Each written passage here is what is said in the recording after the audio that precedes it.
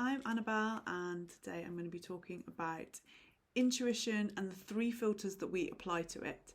So I know that I've spoken about intuition before, but I will recap in the sense that we all have an inherent guidance system that is guiding us and showing us what are the next steps to take and where to how to make decisions. But it is incredibly difficult at the beginning to start to understand what is your intuition and what is everything else in your life, whether that's triggers or just past life experience or many different things. So I found that there are actually 3 main filters, I will call them, that our intuition passes through. And each of these is kind of a tripping point where we can start to misunderstand what our intuition is saying. We will hear the voices linked to the filters over the original message that's being sent to us. So the 3 filters are logic. I'll give you 3 fingers. Logic, the opinions of others, and the opinions of ourselves from ourselves. So the first one, obviously logic seems crazy to suggest as a filter that might not be necessary, but it is inherently true. So with logic, say that you are crossing the street and a bus is coming and it's not going to slow down in time to stop if you do choose to cross the street. Now, obviously, the logical thought there is not to cross the road. So I'm not talking about that level of logic. That logic is to help us. That logic is to prevent us from danger and harm. I mean, you can also call that intuition, to be able to measure that speed and understand to be able to work that out, but we'll leave it as that. That is basic, simple logic to keep you safe, to keep you out of harm's way. And in some scenarios, it's incredibly important and useful. So don't feel like you have to remove that layer of logic. But the thing is that we can take that level of safety and protection to a much further layer and still call it logic. So I think one way to describe where we're using logic instead of listening to our intuition is something like, say that you decide to drive home the same way every single day, and you one day think, for no particular reason at all, I feel like I want to go this route. Now, the logical choice would be to take the well-worn route. You know it's quicker, you know it's going to get you to where you need to go, and you know that it is your route home that you always take. Logically, you would choose that. Now, for there to be something in your head going, oh, go this way today, a different way, it takes a bit longer, it goes a different route, it's not something I'm used to. To take the intuitive choice there would to be the thing that pops up in your head. So you won't be having that every single day. This will be a random, off-the-cuff thought that doesn't make much logical sense, but also isn't harmful. It's not going to hurt you, but is something that is an intuitive ping. Now, this, you might find that nothing different happens in this situation. It doesn't mean that magically you're going to bump into the love of your life on this route, or you're going to, I don't know, save someone on this route. You might do, but when we're looking at like source, the universe, intuition, and we know that there is like a greater scheme of all things than just ourselves and our life and what is best for us, take the intuitive route. Ignore the logic and take the intuitive route. I'd love to hear if you've got an example of what could be an intuitive route, or what could be an intuitive choice over a logical choice. There are obviously many options to this, but yes, logic is the first thing that will block us from following our intuitive impulses. And there's so, I mean, it might be financial decisions, it might be home decisions, it might be decisions with friends, it might be decisions with family. It's just that we really like to plan out what's going to happen, and that's just not how reality works. It doesn't work like that. We don't get to plan every step, and we use logic as a way to say, oh, if we follow this logical path, this is our logical result, and that doesn't allow any space for magic to come in, and it really can come in. So that is filter number 1. Filter number 2 is the opinion of others, which will have been either shoved down your throat or gently suggested through from childhood to now. We have the family filter, the teacher filter, the co-worker filter, the employer filter, the social media filter, the what's going on in the news, how the opinions of people are expressed on you frequently and constantly will impact if you choose to listen to your intuitive hits. So to be willing to trust your intuition, follow your intuition, there has to be a certain level of, I want to say,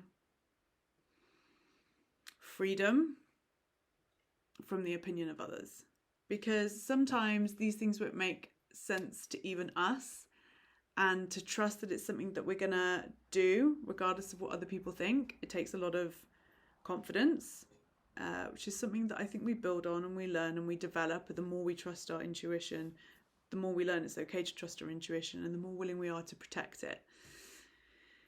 When you have family, friends, all these different societal structures we've talked about, who say if you're this type of person or if you act this way, this is not okay with us, it quickly makes you rethink acting upon your intuitive hit. Because if you're constantly thinking, what will these people think about how I'm acting, you will constantly be pushing away that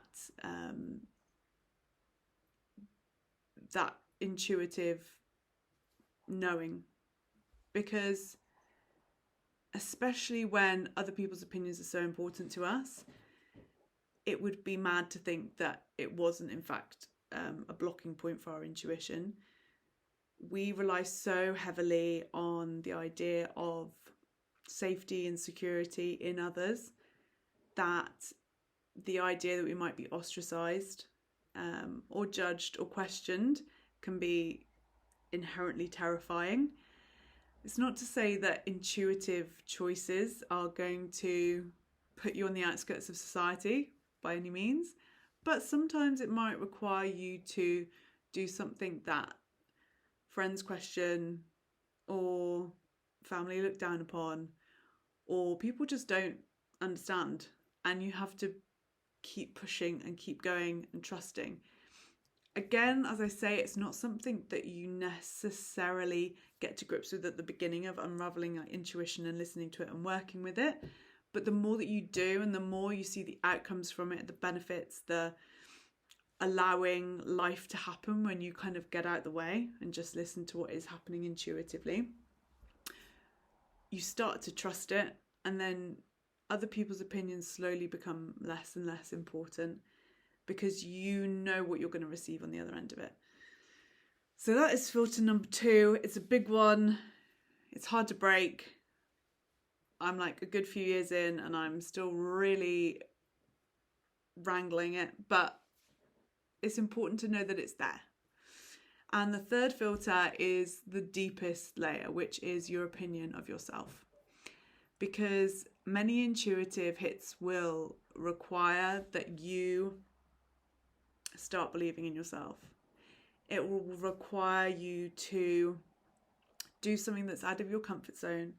It will require you to do something that you don't feel worthy of sometimes. And it will be there quietly saying, yeah, but you should do it regardless. And that's, it's the hardest bit.